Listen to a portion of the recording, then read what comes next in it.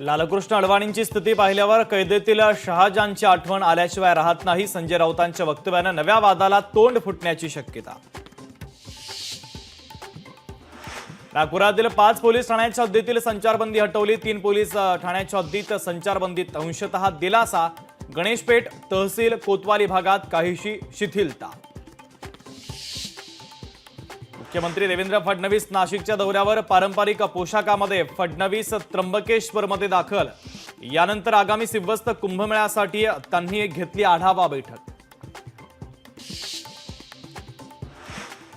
उपमुख्यमंत्री अजित पवार आज नांदेडच्या दौऱ्यावर. भास्करराव पाटील खतगावकरांचा आज अजित पवारांच्या उपस्थितीमध्ये होणार पक्षप्रवेश.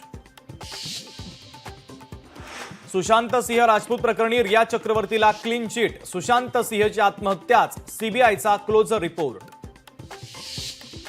इंद्रजित सावंत धमकी प्रकरणी प्रशांत कोरटकरचा पासपोर्ट कोल्हापूर पोलिसांच्या ताब्यात. प्रशांत कोरटकर हा देशाबाहेर पळून गेला नसल्याचं आता स्पष्ट. न्यायाधीश यशवंत वर्मा यांची चौकशी करण्यासाठी 3 सदस्यीय समिती स्थापन. वर्मा यांच्याकडे कोणतेही न्यायालयीन काम न सोपवण्याचे निर्देश. केंद्र सरकारचा कांदा उत्पादक शेतकऱ्यांना मोठा दिलासा. कांद्यावरील 20% निर्यात शुल्क केंद्र सरकारनं हटवलं. 1 एप्रिल पासून कांद्यावर निर्यात शुल्क नाही.